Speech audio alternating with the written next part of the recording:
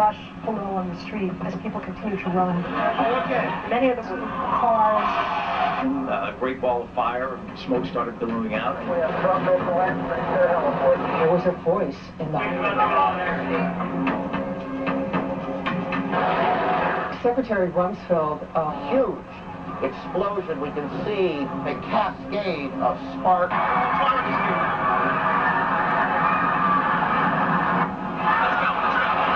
The 9/11 attack on America looked so much like a formula action-packed Hollywood disaster movie that it had "Made in the USA" written all over it. The only difference is it used real props and real people. It had terrorist villains, American firefighter heroes, fireball explosions, collapsing buildings, pedestrians chased by dust clouds, and it even had a God Bless America music score. Well-positioned cameras shot the action-packed drama from every conceivable angle. Just the picture of the helicopter landing and the president walking in, and then the 19 hijackers had been Saudi nationals. So in the terrible... He said that he didn't believe that Osama bin Laden... No one has blamed or accused him formally. That how many people worked in the building. The city is confirming that some 265 firefighters are believed.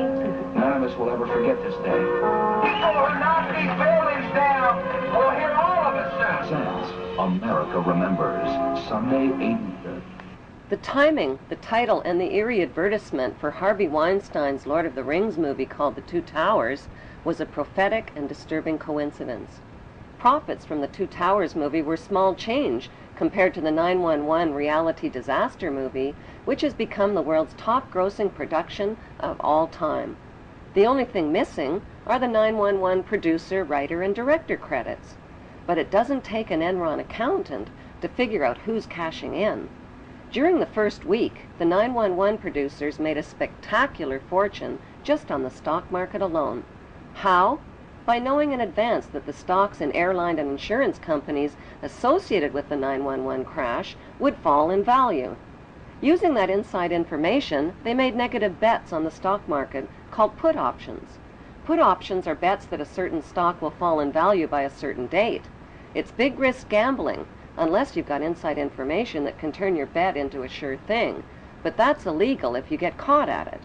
Put option bets on the decline in 911 related airline and insurance stocks skyrocketed by a whopping 600% just before 911, which means that somebody knew about the attacks before they happened.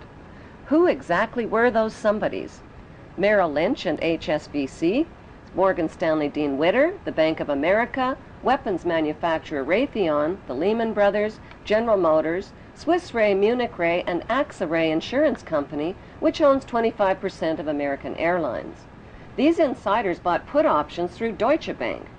Most demanding clients trust Deutsche Bank to perform. Deutsche Bank, a passion. Buzzy Krongard, the former executive director of the CIA, just happened to be the manager of Deutsche Bank. And so the profiteers from 911 were not Osama bin Laden or his band of U.S.-trained Arabs.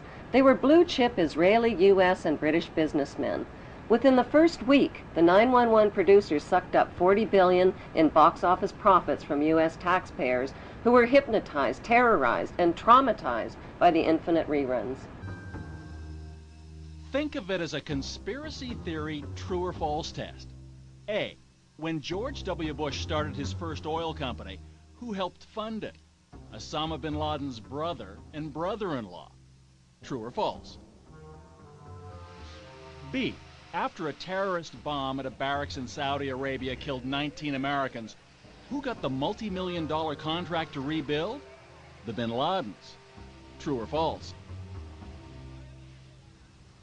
C. On the morning of September 11, 2001, who was in a meeting at the Ritz-Carlton Hotel in Washington? George Bush Sr. and Osama bin Laden's brother. True or false? Actually, the answer could be D, all of the above.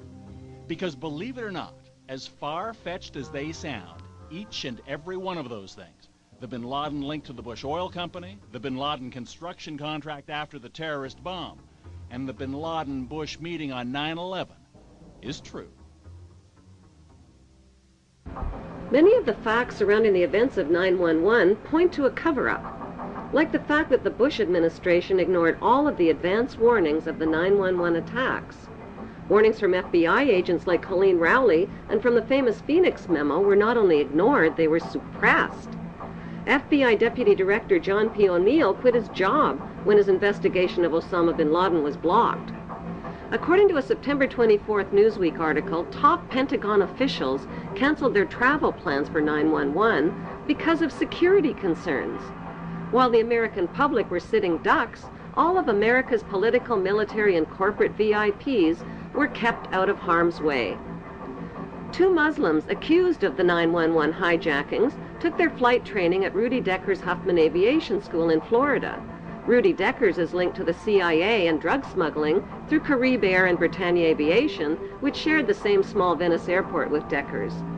The media reported that on the night before the attacks, accused ringleader Mohammed Atta and 2 other Muslim hijackers got drunk, fondled naked dancers in a Florida strip club called Shuckums, forgot their business card and their Quran holy book at the bar, publicly bashed America, and loudly boasted about impending bloodshed the next day. Would devoted and highly secretive Muslim hijackers risk their planned mission by attracting so much negative attention? And why were they in Florida instead of Boston the night before their suicide flights? On the early morning of September 11th, 19 Muslim men well known to intelligence and security agencies supposedly waltzed past airport security checks, boarded 4 passenger planes, and turned them into deadly missiles without even a hitch.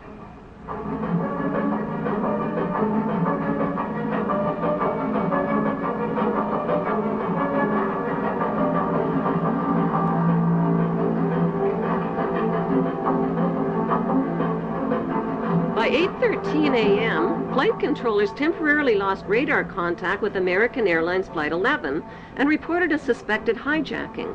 Even though Andrews Air Force Base is only 10 minutes from Washington, emergency response fighter jets took close to an hour instead of the typical 15 minutes to scramble and begin searching for the hijacked planes.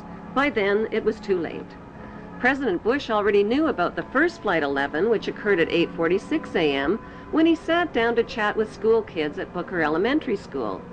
It wasn't until 9:05 a.m. that he was notified that a second plane, Flight 175, had also crashed into the World Trade Center and that America was under attack.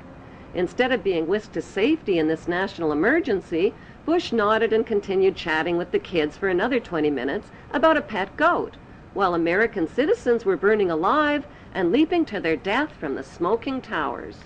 Wailing against the wind as they fell, almost as if they had second thoughts. It was absolutely horrifying.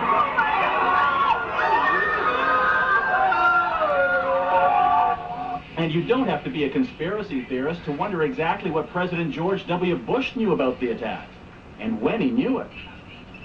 According to the official White House version, it was at this moment in a Florida classroom that Bush learned the second plane had hit the World Trade Center and that the U.S. was under attack. But here's what George Bush himself said.